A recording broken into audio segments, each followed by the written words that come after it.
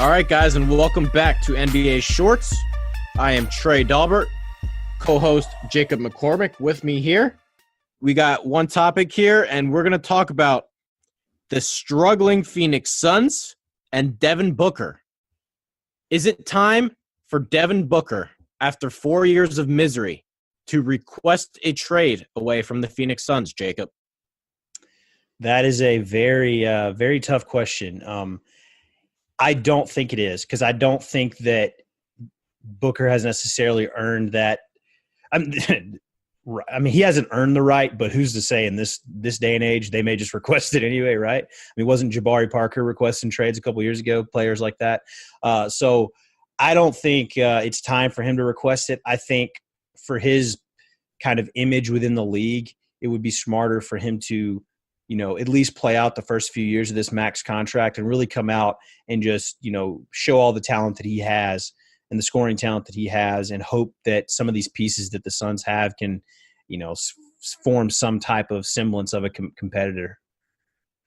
I was either way on it, but since you went with no, I'm going to argue yes here. In 4 years since Devin Booker has been a Sun, the most wins they have had as a franchise is 24 in a season. That's just not acceptable. Mm-hmm. And now they've officially hired James Jones as their GM, who a couple weeks ago reports were coming out where he was refusing to scout. This is This is the Lakers. Like, they are poorly run, and they don't make very good decisions. We can date back to the draft where they go with Ayton instead of Doncic. What does their future look like if they have Doncic right now instead of Ayton? And to me, I think if they don't get Zion, see ya. I can't deal with another losing season, because who's going to fix this? Even if they get John Morant, they still stink. It doesn't matter who they bring in. They're still going to stink, and it's not a free agent destination. So what's the point in being there?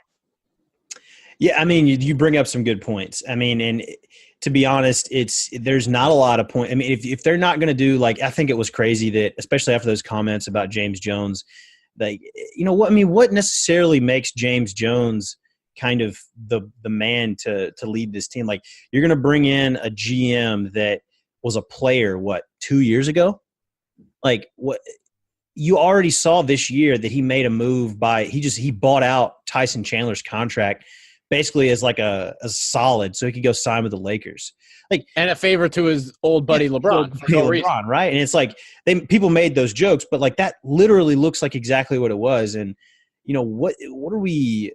They could have gotten a second round pick for him. They could. I mean, right? And maybe they don't. Maybe they kick the tires and nothing comes of it. But they could have held him until the trade deadline, or until after the trade deadline, when most of the buyouts happen anyway. Why was it like, we got to get this guy off the team right now?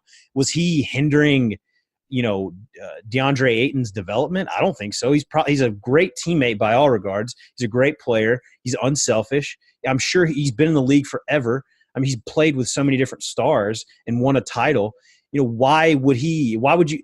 And there's so many veterans that are at that point in their career that, they're on the bench for the first 3/4 of the season or the first 2/3 of the season, and then they get bought out and they go to a contender and they make an impact. Why did you not follow the same? I mean, the blueprint is there. It happens every year now. You're buying him out like a month into the season. That was ridiculous. I think another thing we should talk about here is people have been really getting on Devin Booker about, maybe he's not a winning player. Right. Oh, well, his team never has any success. I think we forget the fact that this guy's just 22 years old. Mm-hmm. He's still a very, very, very young player, and he's really all-star caliber, and he fits into any team. When you have a guy that can shoot the ball the way he does, it's not really you can put him on any roster in the NBA. He's going to fit. I agree. And, I'm a big Devin Booker fan. I was a fan when he was at Kentucky. I really thought he was going to stay for another season, especially since he came off the bench. But he was really a part of that, one of the most talented Kentucky teams they had there, the Julius Randle crew and all them. He's a 35% shooter, even at a high usage rate.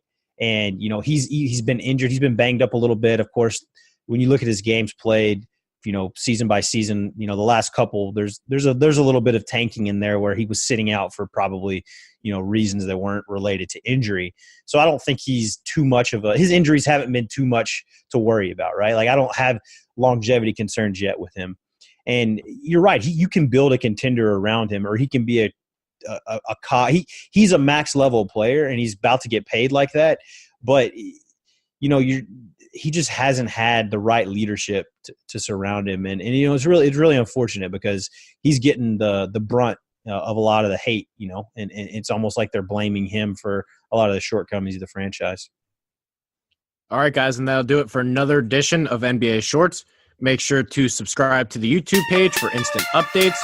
Also, stick around. We will have playoff updates, a short video for every series of the first round of the NBA playoffs. Thanks for listening. Yep.